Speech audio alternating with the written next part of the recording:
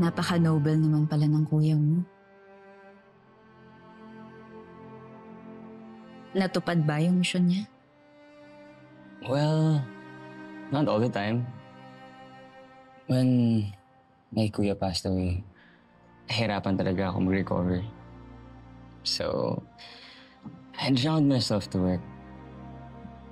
Went out partying, met a lot of girls. Beautiful girls.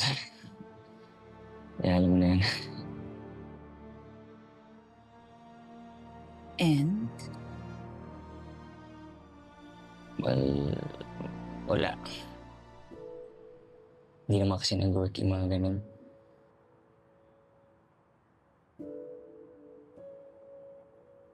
Pero mukhang okay ka naman ngayon. You mean, I look good? Yun ba? Fine. Oh, you look good. You look at peace. Peace. Well, akala ko, sabi mo cute ako. Pwede naman ah. Sabi mo I look good. But okay, seriously, what really helped me was to commune with nature. Getting lost in the middle of the forest, surrounding myself with the force of nature.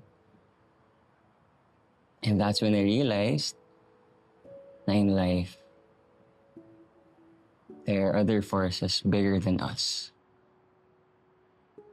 Bigger than our problems. And that's when I started to heal.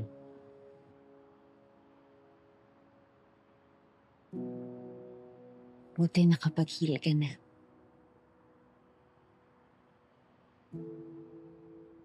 Ikaw?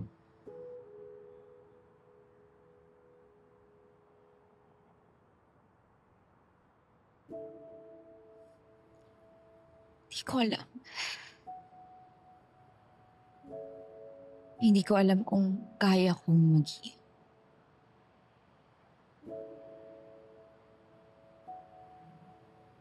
Natatakot kasi ako. Natatakot ako na baka pag hindi na ako nasasaktan na wala na yung ate ko. Kalimutan ko siya. Sorry.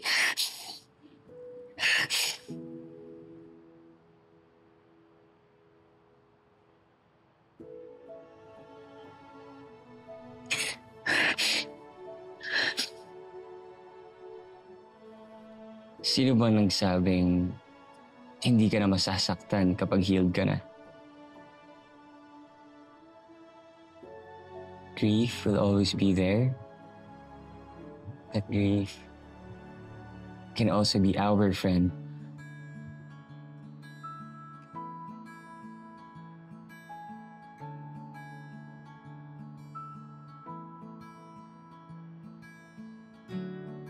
May hiking trip ako soon. When you're ready, gusto mong sumama.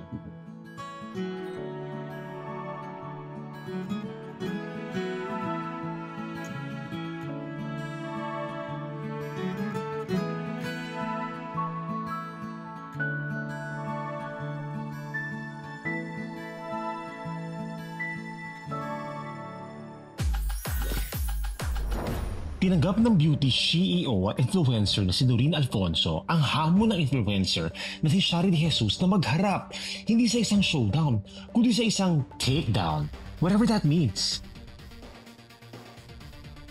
OMG!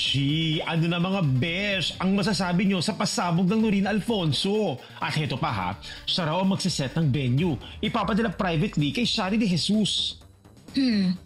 Saan kaya ito? I wonder.